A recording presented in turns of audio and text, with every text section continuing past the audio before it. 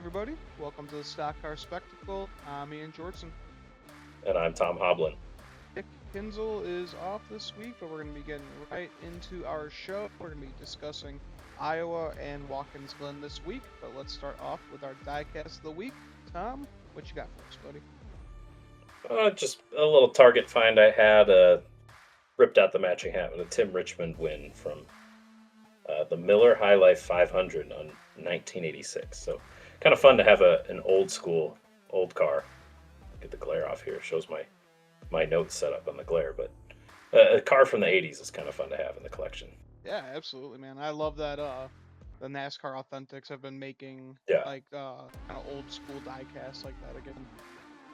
I could do without like the only Hendrick wave that has random logos, or the only Petty wave that are just not really accurate to any certain car. But I got a few of the those race up here. wins, the race win ones are cool because they're going to be pretty accurate as they can be.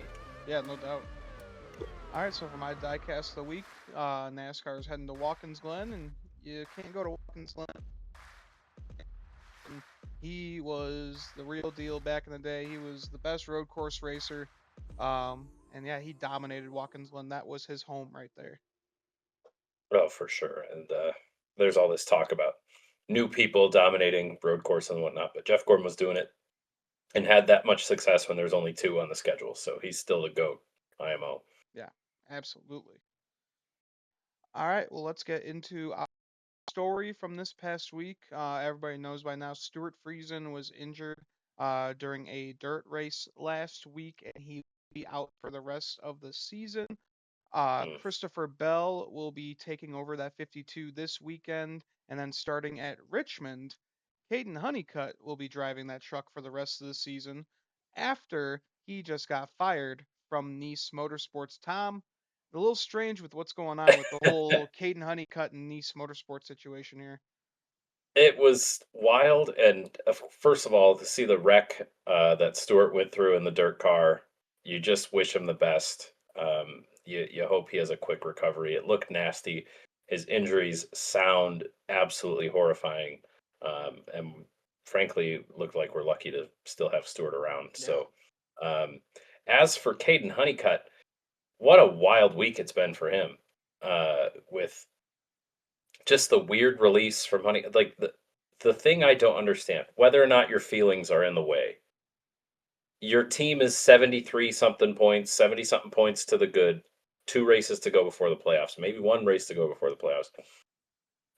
How do you just bail on your drive? Being in the playoffs is a nice significant boost to the team, and sure, the truck is still in the owners championship, but to just bail on the driver who's brought you all that success, it just seems odd. It rubs me the wrong way. Jordan Bianchi was tying him to the 11 truck next year, which again, this whole story has arms that shoot off everywhere. So where's Corey Heim going to go? Is Corey Heim going to take a Gibbs Xfinity car? Um, but luckily, in an unfortunate circumstance for Stewart, this truck that is also going to be in the Owners' Championship, the 52, is a Toyota car, and Caden Honeycutt's linked to Toyota. And so just random happenstance, Caden Honeycutt's going to find a ride, and a pretty good competitive ride at that for the playoffs. I believe he's not on the entry list this week when I was looking to make my driver He's pick. going to be driving the O2 truck for Young Motorsports. That's what Bob Okay. was saying, at Okay. least. Great. Oh, I see that. It's a TBA. So Yeah. who knows how good that truck will be. But it's a road course. I mean, you can get more out of a truck on the road than you can Yeah. somewhere else. So it seems like Caden's going to get an attempt to run all these races for points, and Stuart Friesen's team. I mean, that's got his name on the shop, and so it'll have a competitive driver, a hungry driver in it for the rest of the playoffs. Um, Other than the horrific injury, this is a win-win all around, and I think Nice made a big mistake. Oh, yeah, big time. I mean, you took a driver out that was contending to be in the playoffs and could have made a pretty deep run. This guy's very consistent at everything what he does. So, when he steps into that 52 next week when they go to Richmond, I think he'll be fine. I think he'll be in a better situation than he was over at Nice Motorsports. 'Cause, number one, we saw this truck win already this year at Michigan, a very tough racetrack to begin with. So I think the kid has the resources to put him in the victory lane this year, and just give a big old FU to Nice Motorsports. Yeah, and we've seen not only this truck be competitive this year, but through history and whatnot. It's not a slouch truck he's getting into. I'm happy he doesn't have to fall backwards. It seems.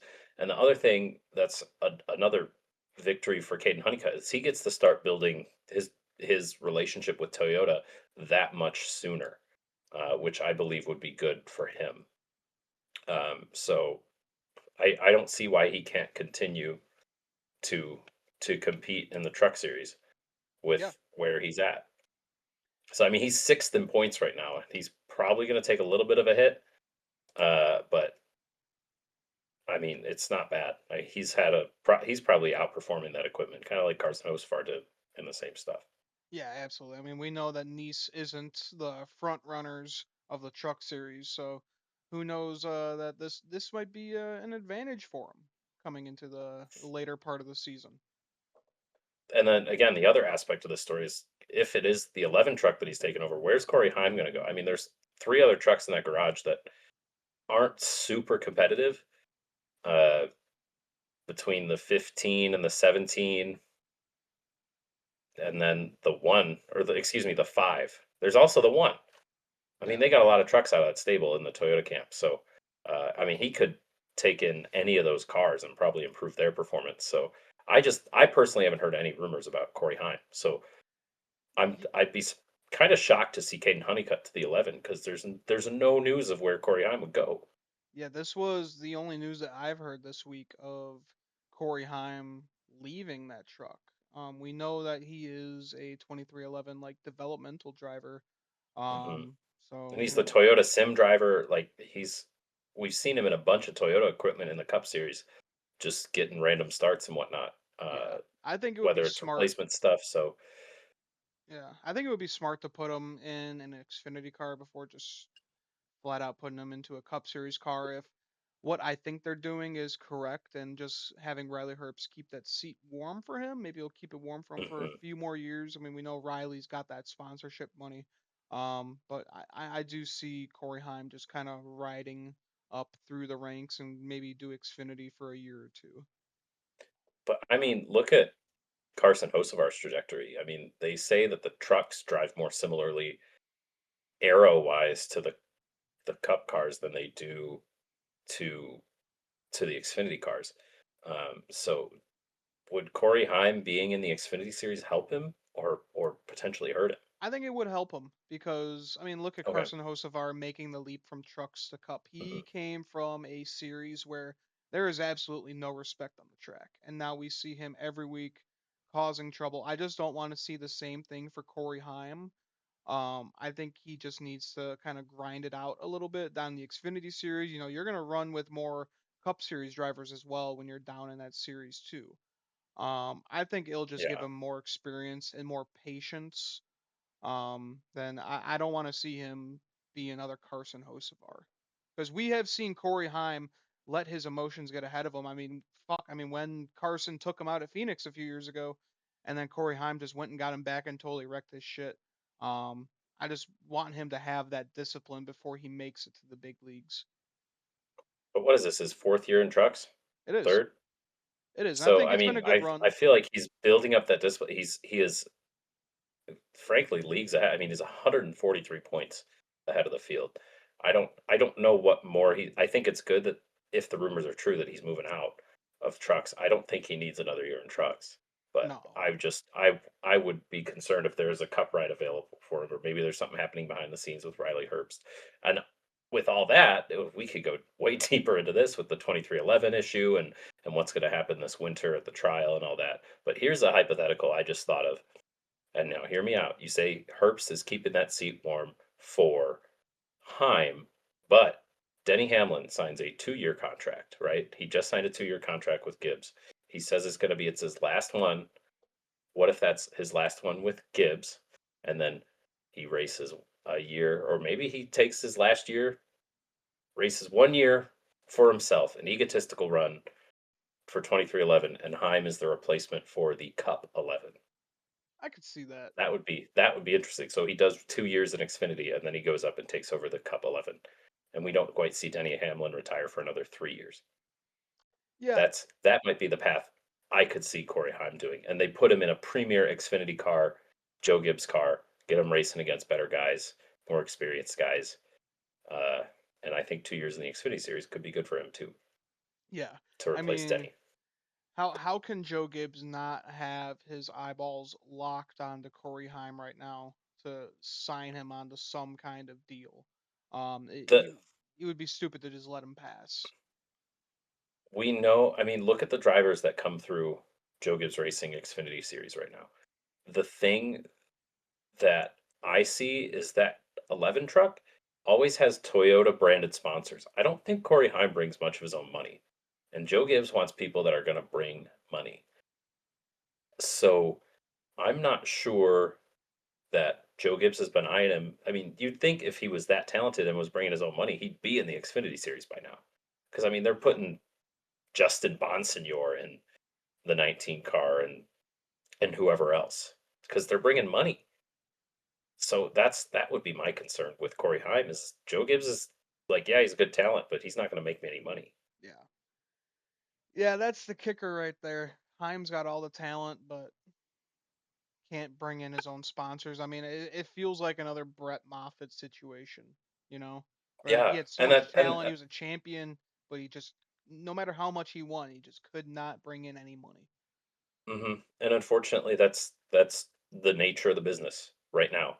And again, if you don't know racing too well, it's like Saquon Barkley can't find an NFL seat. He should be the best running back in the league. Can't find a spot on an NFL roster because he doesn't bring enough of his own funding. It's ridiculous. Yeah. It feels backwards, but that's the way this business is built upon right now. Yep. The cars don't run for free, that's for sure. Mm, Take me back to simpler times, the '70s. Right? You just have random guys showing up with modified show cars, and Yeah. they're Just gonna built just in throw their it out on garage. Talladega. Let's yeah. Good old days. All hmm right. Let's into Iowa from this past week. Connor's winning stage one, man. Ever since he got that first oval win, he has just been looking stout on these tracks.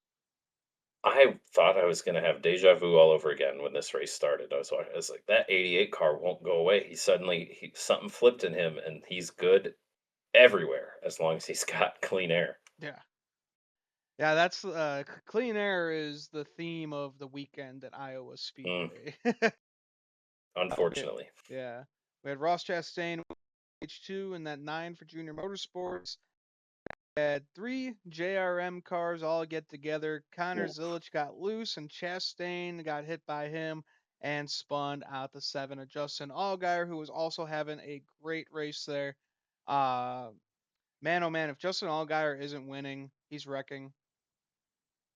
I mean, yeah, and Junior said it a few times now. You get these fast cars; they're going to be and good drivers want to be in fast cars. So the good drivers are going to be pushing each other, and eventually they're going to run into each other. And again, the clean air comment, Zilich just a little too hard in traffic. He knew he had a good car, and this is the thing with Zilich we need to see develop is this discipline to Yeah, know he's got a good car and know he has time to get up through the field. And unfortunately it takes out two other cars, and his then extra teammates. unfortunately it takes out two teammates. Yeah, So um, obviously that's an issue for the team and that's an issue for the sport. But Zilich will figure it out, and we're going to be talking about Zilich's name until he's Denny's age, until he's 45, 47 years old, if we're lucky enough to watch him go that long. So uh, I'm not worried about it, but it's something he's going to have to learn. And it seems like Junior was okay with it the way he was talking about it. He's like, hey, you got fast cars, they're going to run next to each other. It's going to happen. You hope that they don't get run over. And he said he hates it for Justin Allgaier, but at the end of the day, stuff happens. It's racing. yep, Rubbing is racing. And sometimes you rub a little too hard and take out two other guys. yeah. The kid, Connor Zilich is Worked still out for 19. us. Yeah, exactly. Worked out for us in our point standings because forced Nick's pick to the back, Yeah, right? and our guys, our picks recovered fairly well, and we shut Nick out this weekend. So good Yeah, for us. We need it. about time. Then how about Sam Mayer getting it done? Haas Factory team's first win in the Xfinity Series. That's just good to see for this team that Mhm. lost a huge partner, and they're just running solo with Haas now, and they're finally back in victory lane. So good to see, especially with Sam Mayer too. I mean, you saw him lurking in points, and like they were saying all week. I mean, you never see Sam Mayer racing. He's not leading races, but he's always right there. You knew it was going to happen eventually, and this is just going to bring more confidence to this team. We know they'd have some adjustment period with the reshaping of their company and whatnot, but look out for Sam Mayer to make a deep playoff run because he is consistent as hell. 10 top fives, 13 top tens, only two DNFs. Yeah, he's been good this He's a year. champion. He's almost a championship four lock. Other than the fact he only has 8 playoff points, Yeah, so that's a little tough to swallow. But I mean, he's sitting third in points. I don't. I think Sam Mayer, if he keeps it up and is able to control his own situations and races, and obviously, like we just said, you can't always control. Sometimes you're three wide top and the guy in the bottom loses it. yeah. But if Sam Mayer can stay out of trouble, he'll make a deep playoff run, and maybe he can still win, get a championship for this now fledgling Haas team. Yeah.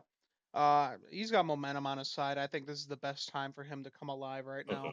Mhm. You know, like a month before the playoffs start, it's perfect timing.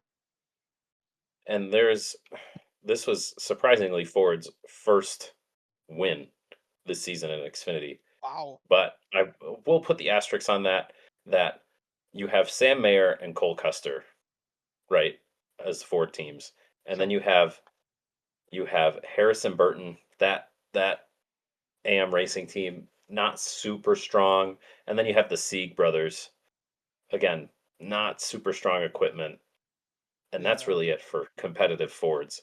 Competitive is top 20 finishers. Right. So it unless Haas starts figuring out more, we knew that Ford was going to take a massive step back. And it's interesting that Ford doesn't have too much development in the Xfinity series, and I wonder if that will be something that's looked into.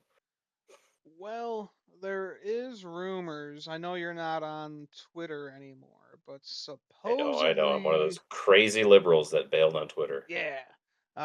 Supposedly Penske is going to be opening up their Xfinity program next year, and they're going to be signing Carson Quapple. I don't know how legit Oh, this is, where are but you hearing this from? Is that just going around on the it, socials right now? yeah, it's just been kind of going around. Saw it talked about on Reddit as well. People said like, "Oh, My a real goodness, reliable NASCAR insider said this." Like, okay, we'll see.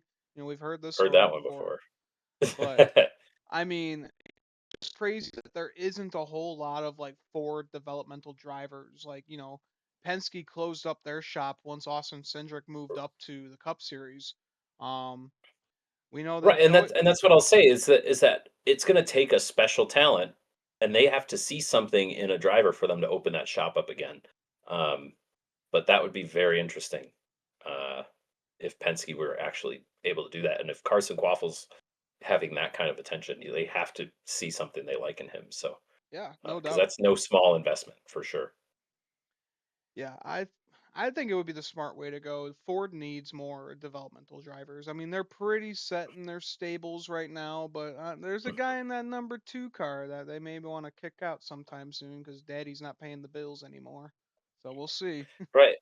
Well, I think this again shows more generally where the Cup Series pipe because we know the Cup Series is the real money, right? And you have teams like Front Row that have they're sitting 2-3 in the truck points, right? That's a Ford investment team. That's the Ford pipeline. The pipeline to me right now, and Carson Hocevar again being the main example of that, is trucks to Cup. And that's a problem of the next gen car, which I think we'll get into in our next talk or the talk of the Sundays race. But I mean, there's so many more competitive Fords in the truck series. And I don't think Ford sees the Xfinity Series as a viable investment. They'll just send Ford guys from trucks to Cup because why not? I mean, you got Chandler Smith and Lane Riggs. Those are the next Ford prospects, Yeah, pretty much. unless Penske opens their team, their shop. And even then, that adds one, maybe two. If they add one, it's a very competitive car. If they add two, it's two seemingly competitive cars. What they should do, like, make one of their cars full time for Penske in the Xfinity Series, and Mhm. then bring back the part time car. Have Ryan Blaney The come down, star run car, races again, Joey yeah. Logano, even Austin Cindric, and then have that young developmental driver Mhm. learn from the Cup Series guys. Well, what if they even do something like Hendrick is doing? I mean, Hendrick has Junior Motorsports, but that's kind of its own beast. But then they have the 17 car. They're just building a car Yeah, to go out there and get trophies. I don't see why Penske wouldn't be anything about that. That's what they do in all of the racing they do. They do that in IMSA. They just build a car and set it out there to go win the race. yeah, IndyCar. I mean, they've been struggling in IndyCar this year. Whether that's they're taking a step back because of all the scandals or they're actually slow. But I mean, why couldn't maybe even a feeler season put that two car, the 22 car back out there in Xfinity and run it like the star car for Hendrick, the 17. It'd be yeah, fun to watch. I'd like to tune in to watch Hendrick and Penske go at it each week. yeah. It'd be That would fun. be cool. I mean, it's been like 3, 4 years since Hmm. Penske has had their Xfinity program, so obviously, if they do come back, they're gonna have to. It's gonna be an adjustment period, and I think the best way to go through that adjustment period is have your Cup Series drivers come down and just give all the best notes you can to try and make this car better, to make it competitive again. Oh, for sure. And then also side effect of that, get your Cup guys more seat time. Yeah, I The mean, cars it don't doesn't drive the hurt. same at all, but reps on tracks. Why not give your pit crews another day to hone in their skills? Yeah, wouldn't Different that? type of pit stop, but let them go. Yeah, still gets them in the zone, ready to go. Let's the Cup Series race on Sunday, dude. Chase Briscoe said this was his sixth pole win of the year. That 19 car just loves to be out front to start the race. They have figured something out for Saturdays, and that's scary for the field. That's why I said Yeah, last week I think he is a championship favorite at this. He's got to be because one of the best ways to control your race and your own destiny is to start the race up front. All the BS happens especially at behind, as we Phoenix. saw. Yeah, all the bullshit happens behind, as we saw this race kind of develop into by the end of the race. And guess who wasn't anywhere involved in that? Chase Briscoe, because he's always up front, and he's up front from the beginning. Plus, you're earning points that way too. Yeah, So again, I'll stand by it. Second week in a row, look for Chase Briscoe to make a deep playoff run, yeah. I if mean, not a championship. If not a honestly, championship. honestly, I would believe you. I do believe you because if he goes to Phoenix, he's in that Final Four. He could just go straight up win that championship. He, his Hmm. first ever Cup Series win came at Phoenix a few years ago, and that was with Stewart Haas Racing when they were at their fucking worst. So Yeah, they were starting the that was definitely the start of the decline there. yeah, so you get Chase Briscoe in a top-notch Joe Gibbs ride. You put him towards the Final Hmm. Four at Phoenix. Yeah, he's gonna win that championship without a doubt. I would put my money on that right now.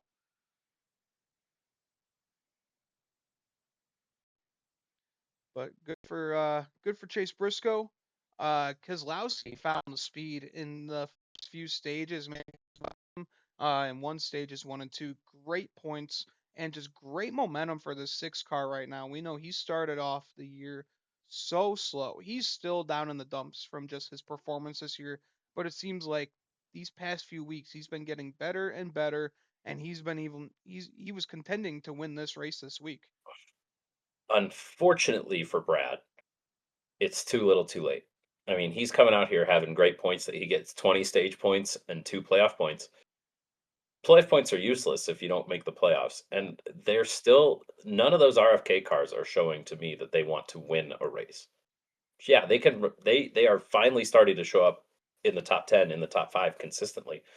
But none of those guys are showing that they're going to win the race. And now they're in the unfortunate spot where even if Ryan Preece does really well and points his way into the playoffs, that would knock out the 17. Right. So you're trading one car for another. And between you and me, I think I'd rather have the 17 in the playoffs than the 60. Just for driver prowess. Yeah, for driver, but just with how Ryan Priest has been doing this year, he's been doing a little bit better than we expected. We thought the 60 was going to be a complete shitbox, but he's been outrunning that Mhm. equipment. We know he was suffering in the Cup Series with Stewart Haas Racing and um, what was the other team that he was on with that? What old Hayek Motorsports, whatever their old name used to be. Can't even remember them now. But JTG yeah, Doherty. JTG Doherty. He suffered with them too, so it's good to see that he's in a ride that can get him into the top 10.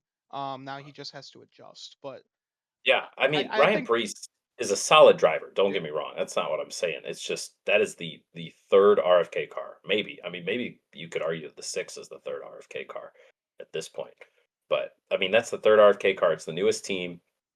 I think I'd rather take Chris Buescher's experience in Cup Series rather than Ryan Preece's. yeah. And Busher could point his way into the playoffs this weekend. I mean, that's how he did it last year. I mean, no, last For year sure. Watkins Glen was a playoff race, so Um, but he could win this weekend. I mean, he beat the best of the best at the road courses of Shane Van Gisbergen Yeah, last year. we'll get into it, but again, he beat colleague Shane Gisbergen. Yeah. Now we have Trackhouse Shane Gisbergen. There's a significant step up there. So we'll get into that later. But speaking of, I just looked up the current odds. This was posted on Fox Sports 6 days ago, so it's fairly recent. Right now, you could put $10 on Chase Briscoe to win the championship this year, and it would pay you back to $210. Huh. All right. Could could be a I may my full disclosure, I don't sports bet, but if I do want to, I'd put down $10 on my Daytona pick every year. Yeah. I still have not. I've yet to win. I've still yet to make the right Daytona 500 pick, but it's a little fun thing. But I may go to my brother who does a little bit of sports betting, and be like, "Hey, I'm going to send you $10 and put it on Chase Briscoe right now." There you go. That's how I'm feeling, and I could get $210 and buy myself a Lego set or something. There you Uh, go. but yes, yeah, back to Busher and whatnot. I mean, yeah, he could point his way in here. Oh come on, the NASCAR site's broken again. It was showing the What else is playoff new? points, and yeah, damn it. But anyway, Busher right now is where is he in points? He's 11th in points, just on points, which is solid and whatnot. So Yeah. I- He's been it's pretty stout. and the 60 is 13th, so they're both close. It's just they haven't shown the race winning speed, and with the format and with how it goes, you gotta be out there winning, and you'd rather be out there winning. So it seems like the guys who win early are also going to win often because you can change your mentality, and now you have these desperate guys that haven't won yet, but you still have the guys that are winning often, and that's why we see Byron and Larson and Denny and Christopher Bell sitting up here at the top of the points because they're winning early and they could take more chances to then win often. Yeah. And And they're RFK needs to comfortable. change that for next season. So Yeah, no doubt. All right. Well, speaking of Denny Hamlin, he is lucky he's got those few wins because he went for a spin after going three wide in turn three. No damage, luckily. But man, it was not a good start to the final stage for old Dennis here. mm-mm. We had so many of these incidents where the cautions breed cautions, and I think by the third stage, these drivers realized that they were going to either gain a lot or lose a lot on restarts, and then it was just going to kind of spread out, and then you couldn't pass. So I think that kind of led into the loss of pace in this race from a tempo standpoint, Yeah, where these guys were trying to force it in there and not lose positions or try to make an extra pass before it spread out, and they just got arrow tight and whatnot. So yeah, kind of a messy third stage of this one. yeah. And during this race, when we saw Keselowski and Byron, they were battling pretty Hmm. much throughout this whole race. But there was one thing that just bothered me: they could not pass each other. You With couldn't complete the pass, no, and you noticed like Byron would lead for 45, 50 laps, and then Keselowski would come in and steal the stage at the end, right? what happens in 40 or 50 laps? The field spreads out. Yeah. So yeah, Byron's got all this clean air. You can do whatever the hell you want clean air. But then as soon as he gets back up to the lap cars and you struggle to pass him, then everybody comes back and then it's a kind of a crapshoot on who gets a run at the right time and where everything times out. So the eye test that looked like good battles. But then you take a step back and you analyze for a second what's happening. We say this week in and week out with this race car. You take a step back and analyze what you're really looking at, and you're like, oh, so he's just aero blocking and whatnot the whole time. And then once he starts getting aero blocked, then it kind of gets a little bit closer. But you're in the same car. It's got a different bumper on it. It might have a different side fender on it. You're in the same car. You have the same engine. It's just it's kind of frustrating to watch. Yeah. Yeah. It was frustrating to watch. And then it turns into a wreck fest where people are trying to send it in too hard, and then they get understeer and they go up and take a guy out, and we reset and do it again. Yep. Like you said, we had cautions during this final stage. Oof. We had Reddick and Bell spin. Everybody avoided them. Luckily, Hocevar got loose, turned the 38, wrecked him. 38 crew member went up to Ugh. Hocevar and was kind of yelling in his face a little They bit. think that was the crew chief. The crew chief Was said, it the crew "When?" chief? Quote, yeah, he came up to him Oh, in an interview and said, "Quote, when are you going to fucking learn how to drive?" and then he called Ah, him a ah. word that we should not repeat on this No, podcast. no, no, don't say that word. It's unbecoming of anybody to say such words. There's better words. Yeah, And I mean, Hocevar didn't do anything wrong. yeah, I he don't got think. loose. He's got a reputation, obviously, but I recommend. I think he's on Twitter too, and I bet he posts all this on Twitter too. But Stephen Taranto, um, I found his page on Instagram, and he goes back and he finds little nuggets from the race and whatnot. And it seemed on the 38 radio right before he got taken out by Hocevar, his spotter was telling him, he's like, I don't want to be a jerk, but we're losing too many spots on restarts. You got to be more aggressive. You got to push middle and whatnot. And then lo and behold, he pushes middle. Hocevar washes up, takes him out. They back into the fence. And now where are they finishing? But wherever they finished. Yeah, Um, last. and yeah, and that's the thing. This is a short track, slow speed. Even the guys that wrecked still stayed on the track. They still finish. So when you're really slow, it's you're just going to the back of the field. Right. And yeah, the 38 finished second to last, and he was more upset with his spotter than he was with Hocevar. It seemed in the moment. Didn't stop him from still taking a swipe at Hocevar, which is Right. a little sus. Um, but at least he tried to left rear him and not right rear him. Yeah. Um, he missed, and then again, Hocevar's take a number on Instagram and posting the video. Like, I, does Hocevar want to have a better reputation, or is he kind of? I think he's leaning into this. He's like, yeah, I'm aggressive. I think he's taking the Denny route. Just lean into it. People are viewing you Hmm. as the bad guy. Might as well just be the Well, heel of and NASCAR. here's this. Here's this. We're talking about him, and Jordan Bianchi puts out another article this week that says Justin Haley is on the hottest seat in NASCAR right now.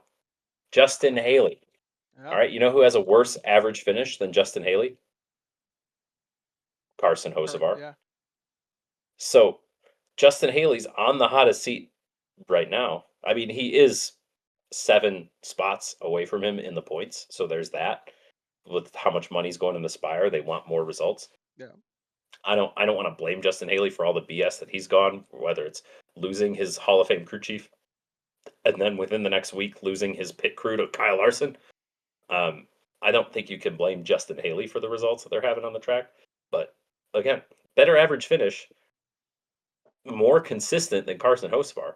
But we all like to talk about Carson Hocevar.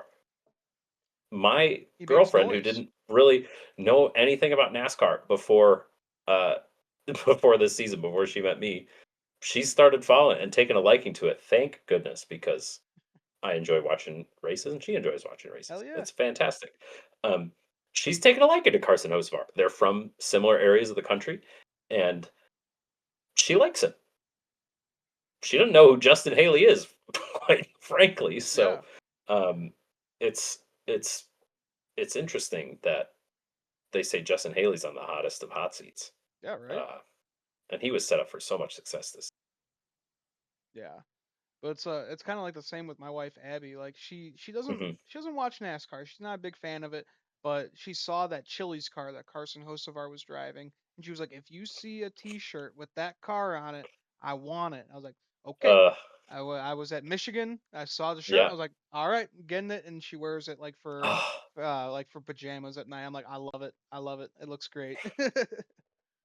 When when I was in Charlotte, I ended up at the Spire shop for their fan day. We just kinda drove past it. It's the old KBM shop, and Chili's was there with an activation. They're handing out chips and salsa, Oh, and they had sweet. T-shirts for free, and I got just one of those T-shirts that said Chili's off the front and had the red cuffs on it. Sid had that on her Christmas wish list. She just wanted that specific T-shirt, and it's 3 sizes too big for her, but I gave it to her for Christmas because it was great, and then Carson gave us the worst signature on that shirt at the street race, Uh, through a fence. But yeah. yeah, no, she loves Chili's. She likes the Chili's driver. She found out they're from similar areas in the country, and that's kind of how it goes. It's the marketability of these drivers are almost as important as the finishing position because that's what the sponsors. I mean, you heard Denny Hamlin on his podcast a few weeks ago say he's had sponsors tell him if you don't win, crash because TV will take 10 seconds and put a slow-mo footage of their logo smashed into the wall.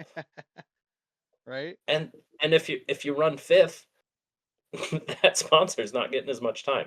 So, the marketability is just as important, and Carson listening to him on the Dale Jr. interview he had, Carson is smart about marketability, Yep. and it's amazing that he's running his own socials and whatnot.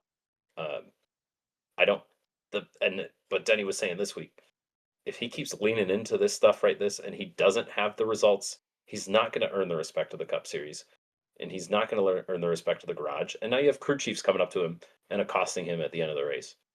And that's not, I don't think that's a sustainable thing. We complain about how Ross changed his driving style, but at the same time, Ross was able to drive last to first and win the Coke 600. Yeah. Um, Ross changed his driving style because he realized it wasn't going to be sustainable long term. And I think Carson is not there yet, but he might have that realization in the next couple of years. Yeah. I think it's going to take him a few years to get to that winning Cup Series level, but right now the kid has flair. I mean, Hmm. he's so funny on his I like social him. medias. I mean, I like him. he streams on Twitch like almost every day, and Hmm. he'll just stream doing like iRacing or he'll do like a truck driving simulator, just fun stuff, and he'll be talking with the fans. He'll be messing around. Like I'm scrolling through TikTok, and there's just like a little compilation video of like his funniest parts of like his streaming for Yeah, that day. I'm like, this guy's fucking hilarious. He talks with the fans, and he just seems like one of us, you know? That's what you yeah. want And to as far as see. I know, he kind of like Ross Chastain. He wasn't brought up with a silver spoon in his mouth. He said his Right. family ran a small business and they worked really hard to get sponsors and get support. And he built up his following. I mean, again, this the thing that made me realize how smart Carson Hocevar was in that Dale Jr. interview was when he said, he's like, yeah, I started wearing all these wacky hats to the racetrack because I needed to be noticed. And the truck series. And then once I got noticed and support and backing by some people, I realized I needed to stop acting a fool. And and I was like, "Damn, this guy is brilliant for what he needs to do." He didn't come from money. He's not a Gibbs. He's not a Dylan. He doesn't have just grandpa owns a race team. No, he's from rural Michigan. He got support from who knows who. He went through the Nice. We see this with Caden Honeycutt. He Yeah. went through the Nice pipeline. Uh, sorry, I'm getting off topic because I'm drinking my Rebel bourbon here. He went through the Nice pipeline, and we saw that with Caden Honeycutt this week to kind of tie it back. He went through the Nice pipeline. Nice sees talent and pays those guys to come out and make their equipment better. And that's what Carson always does. Carson gets more out of his car than he should. And that's why he's the best Spire car right now. Yeah. He's getting more out of those Spires. They got a lot of flash. They got a lot of money behind them, but money only takes you so far. You need legacy, you need experience, you need all that. Um, so Carson has built this brand for himself, and it's not going to last forever. He's going to have to change. He's going to go the way of Ross Chastain. But I hope he pulls this off and keeps this version of Carson for as long as he can because he's exciting to watch. He's fun. You see Carson breaking into the top 10, breaking into the top 5, and you're like, "Ooh, what's going to happen? I don't know. He made a decision. He did something brilliant." And that's fun for a race fan to watch, especially in this age of everything being the same and everybody driving the same stuff. Yeah, He's you standing like out. to see something a little different. Yeah, Hmm. makes it. All right, well, let's get to the end of this Iowa race. Tom, we were talking about it. Clean air, that is what you wanted for this race, and William Byron, that's what won him this race. He was so low on fuel. We saw him just gliding across the turns.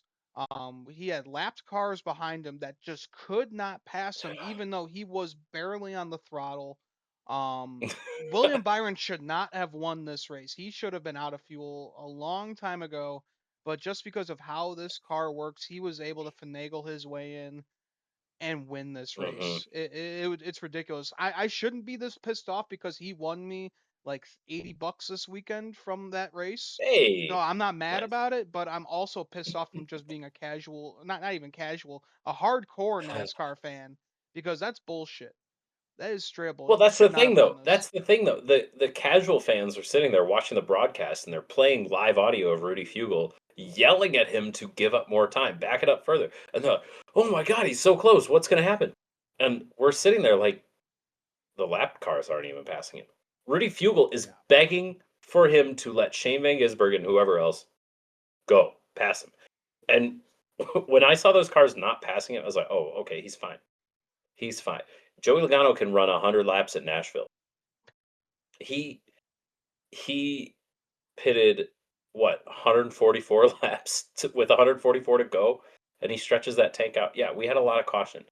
50 of those laps maybe under caution, but still, the the estimate was what 60 laps.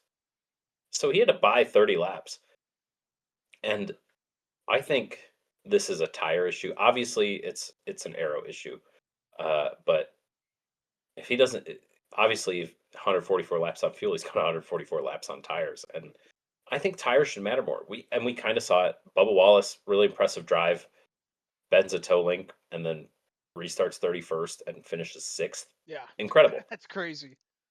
But if Bubba Wallace restarts 15th, guess where he's going to finish? Sixth.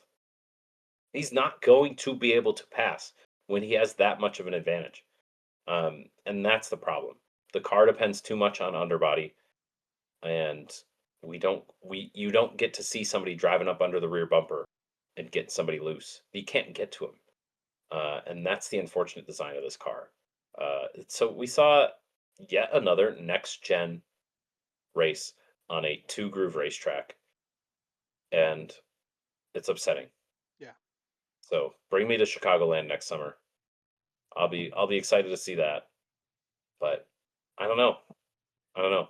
I'm glad it looked good to the casual fan, but you take a step back and you start to learn a little bit, just a little bit about this car and what's been going on lately. Yeah. This doesn't look any different than Talladega or Daytona or Indy or I don't know X track that you want to insert Dover.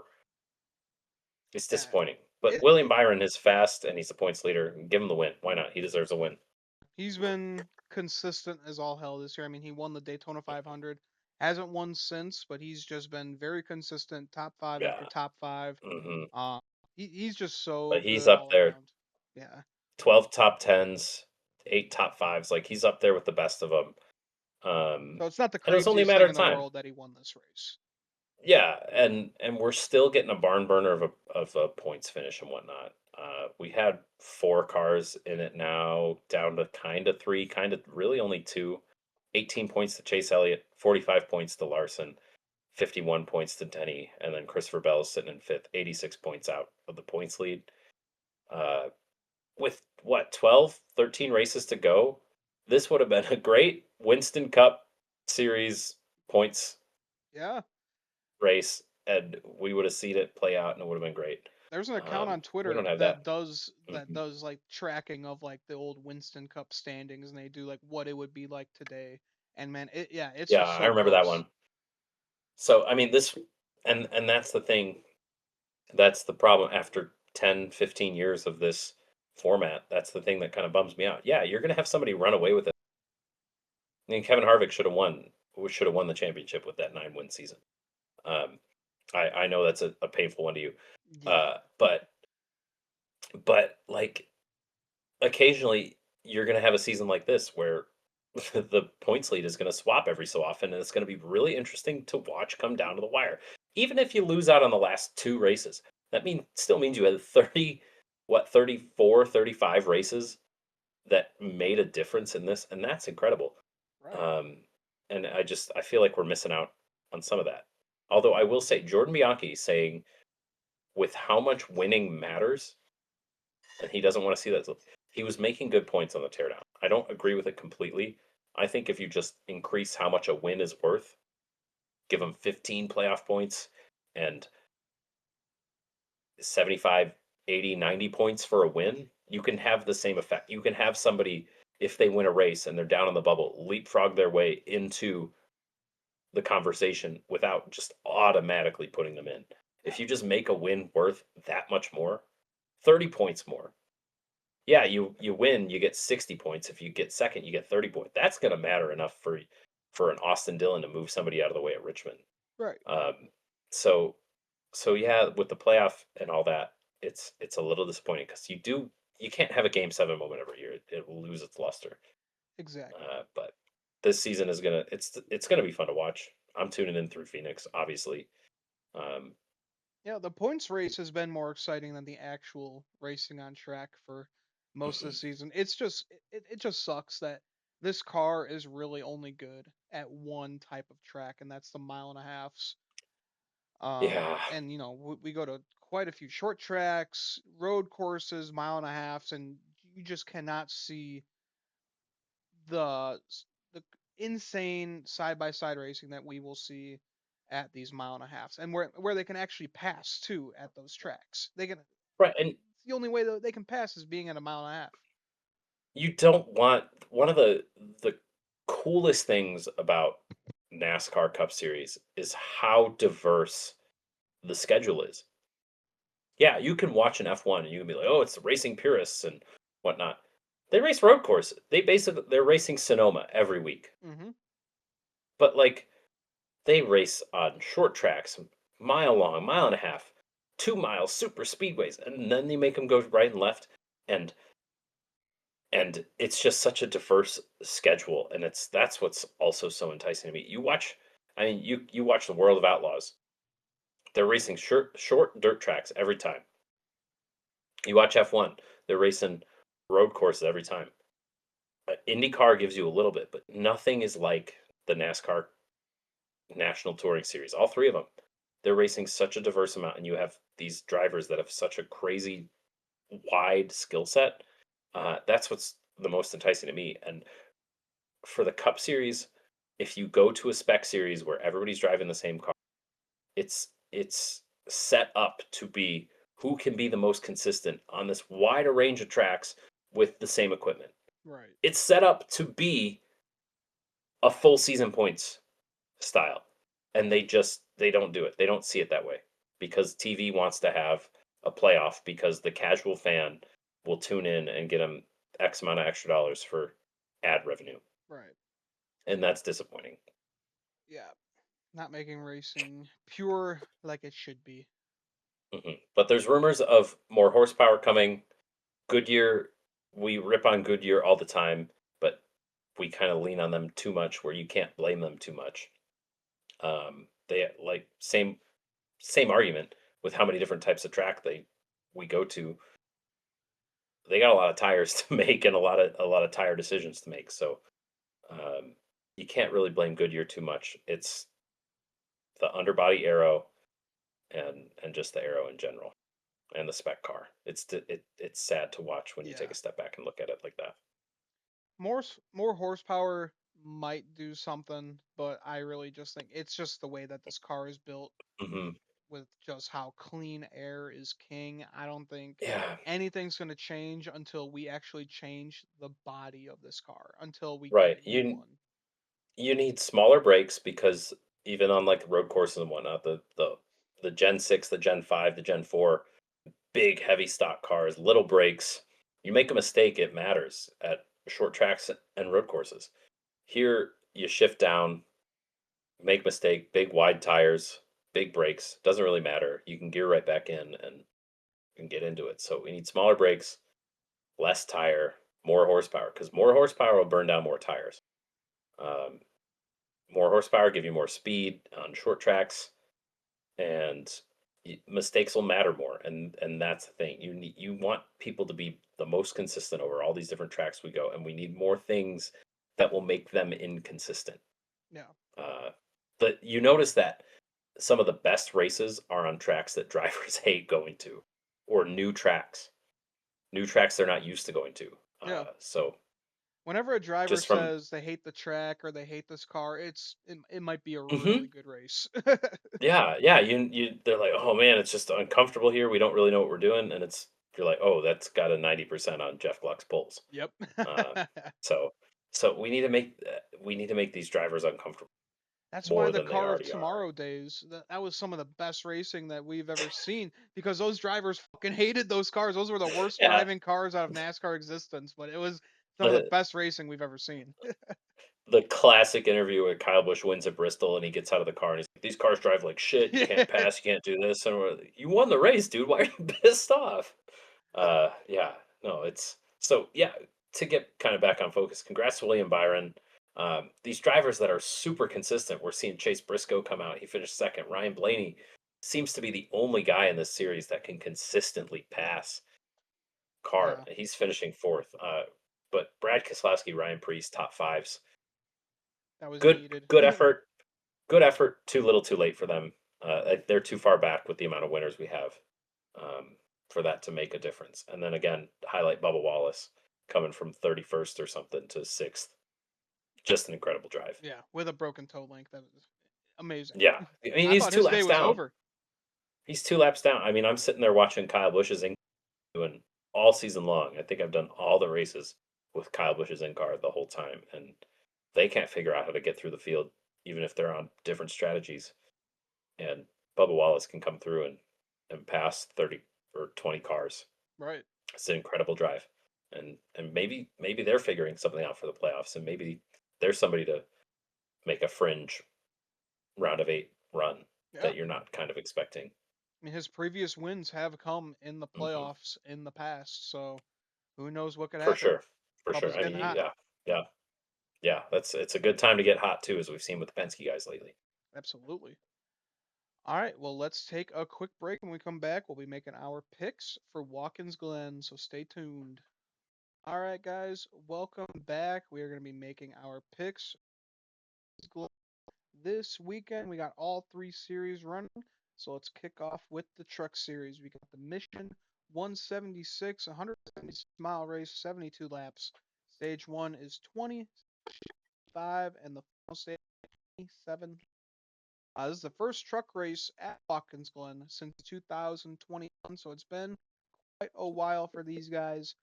Some notables in this race. We got quite a few. William Swalich will be in the one for Tricon. Caden Honeycutt, like we said earlier, he'll be in that 02 for Young Motorsports. Kyle Busch will be in the 07 for Spire. Sammy Smith will be in the 7 for Spire. Ross Chastain in the 44 for Nice. Connor Zilisch in the 45 for Nice. C. Bell will be in that 52 for Stuart Friesen. Busher in the 66 for Thorsport. And Parker Kligerman returning. He'll be in that 75 for Henderson Motorsports. So, Tom, it is going to be a busy weekend with all these Cup Series drivers coming down into the Truck Series and the Xfinity Series as well. But let's make our pick for the Truck Series. Nick made first pick for the weekend, and he is going to be going for Connor Zilisch in this Truck Series race. I think that's a smart pick, and he had the first pick too, so why not? I mean, like Connor Zilisch beating the field at qualifying by a second at Coda last year tells you all you need to know. Even if he's Yeah, in lesser equipment, that kid's going to go out there and lay down a fast lap. Um, Maybe not as fast because it's Watkins Glen. You got a lot of Cup drivers in here who've been racing a lot of years at Watkins Glen. They know the track pretty well. But I think that's a great pick for the win. absolutely. Originally, so in our group chat, I did pick Chris Buescher to win this race, but I did Hmm. remember that Parker Kligerman is pretty good at these road courses in the Truck Series. We saw him win at Mid Ohio a few years ago, and I think Parker Kligerman, I think it's his time to get another win. He retired from full time racing, and it just seems like the perfect weekend for him right now. Yeah, I mean he's still scratching that racing itch a little bit, and it's kind of like Dale Jr. running Bristol. Parker Kligerman on a road course doing a one off. You know, like he's going to make the most of his attempt and whatnot. So So I think that's a great pick, and we've seen him win before. But he's got a lot of people to go up against that are really, really freaking good. I mean, there's so many cup guys in this race. I mean, they don't let them race in the playoffs, so it's one of their last chances to go out there and do something like this. Christopher Bell replacing an injured driver, that makes more sense uh, than some of these other ones. But I think Parker is a solid pick, and I think we'll see him up front most of the day. Absolutely. All right, so who is your pick for the trucks? In the chat, I did go with Kyle Busch, but I think I'm going to change it up. I do pick last, so I'm still respecting the game. And I'm going to change it up. We saw how much Corey Heim won at Lime Rock. We say it all the time. Nick's been killing us in the trucks because he keeps picking Corey Himes and Justin Allgaiers. So we're still down by like 150 points. I got to get some points back. I got to go with Corey Heim. I think Kyle Busch will run well. I think Corey Heim will run a little bit better than him. And if I can steal a second place from Zilisch out of this, maybe Zilisch in a B tier truck is slightly better than Corey Heim in an A tier, A plus tier truck. So Corey Himes could stand a chance to coming out here and winning this race and beating Zilisch straight up. I got to go with Corey Heim. All right, well, let's the Xfinity Series race. We 201 miles, 82 laps, stages 1 and 2.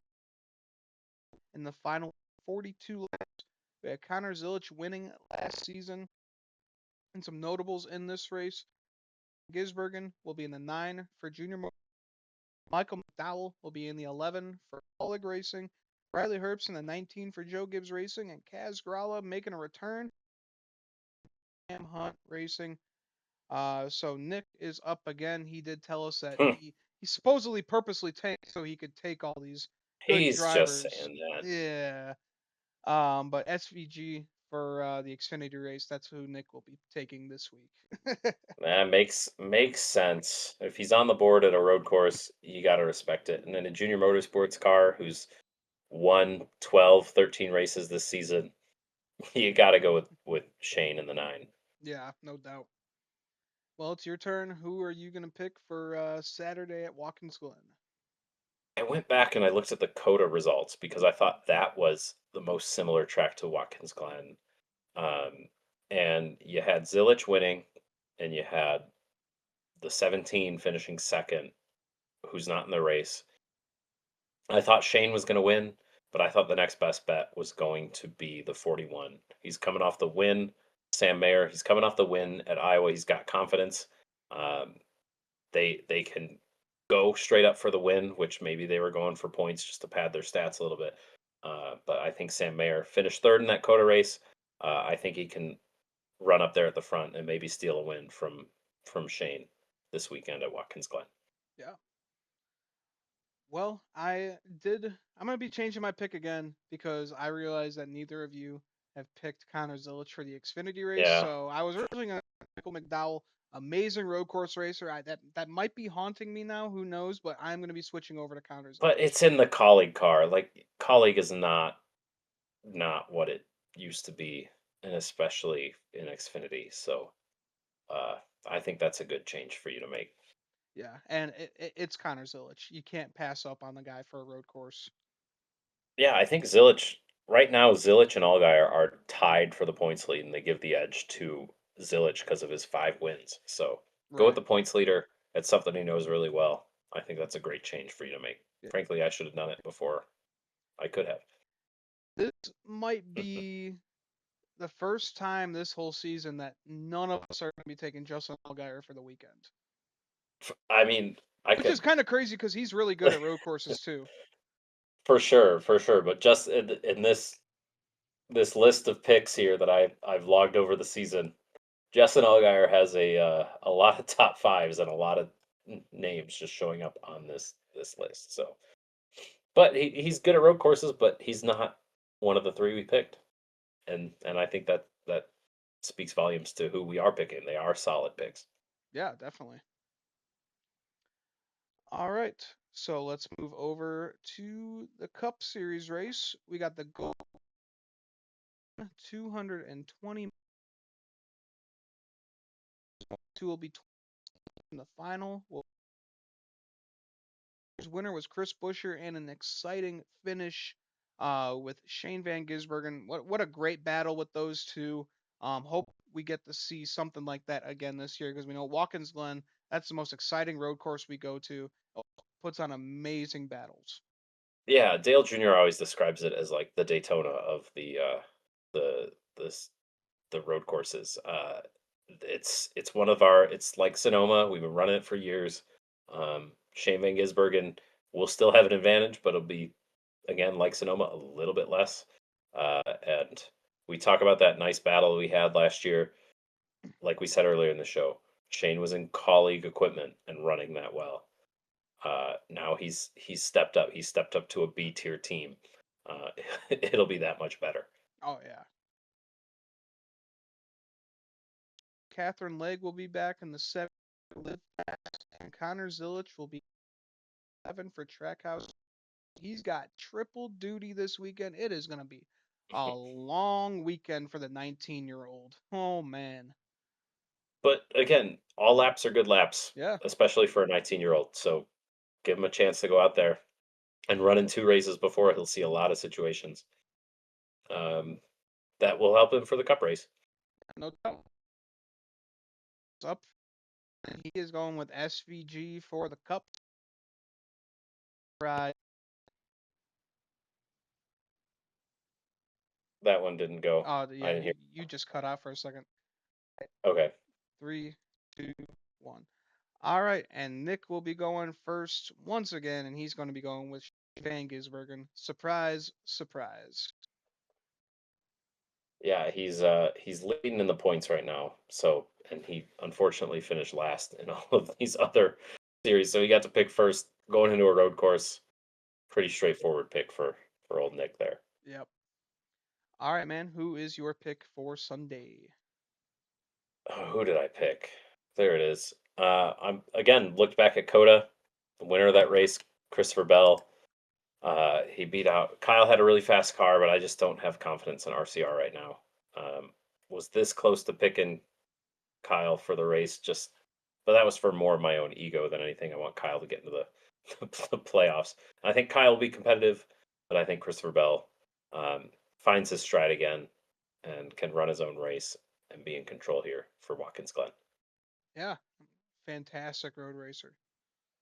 And I go with Connor Zilisch for him to win the Xfinity Series and the Cup Series race. I think that would be huge.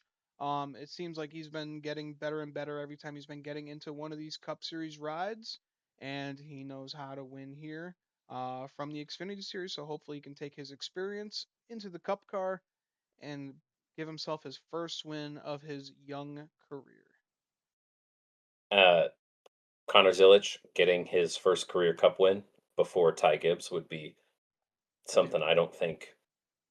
don't think you'd ever be able to see. That would be amazing. Um, I all the metrics we've seen have been that Shane Van Gisbergen is going to run away with this again, especially in the equipment that he's in. I think obviously we'll watch for Ty Gibbs. He's been very consistent on the road courses, but I also think with currently 17 playoff points. And then if he's able to pull off this one, even maybe win a stage, I think Shane is a lock for the round of 8 if Shane is able to come out and win this race. That's what I'll be watching for. I think this has bigger playoff implications than what we're seeing. So Agreed. uh, I'll be watching for that this weekend. I think Shane is going to run away with it in the equipment that he's in this weekend. So we're kind of picking for second place between you and me. Yeah. So watch for Kyle Busch. Really good at Watkins Glen. Needs a win to get into the playoffs. Same for Ty Gibbs. They're trying to lock that fourth Joe Gibbs car into the playoffs. He's got basically a new crew chief on the box to make that happen. Hmm. Chris Buescher, the RFK guys might try to make a stand for this too. Brad Keselowski's desperate. We've seen him up front at Watkins Glen, part of that famous 2012 finish that I'm sure we won't get enough of Yeah. uh, for this race. So I love Watkins Glen. I think it's really cool. I like the high speed, less turns of a road course. Me I too. think it's going to be fun. And Catherine Legg, she's figuring it out more in this Cup car, and she's getting great results for Yeah. that BJ McLeod 78. Fun. It'll be fun to watch. See, she finished 17th last time she was in the car at Indy. Uh, really good finish, really good result for that 78 car. It'll be fun to kind of see where all that plays out for her.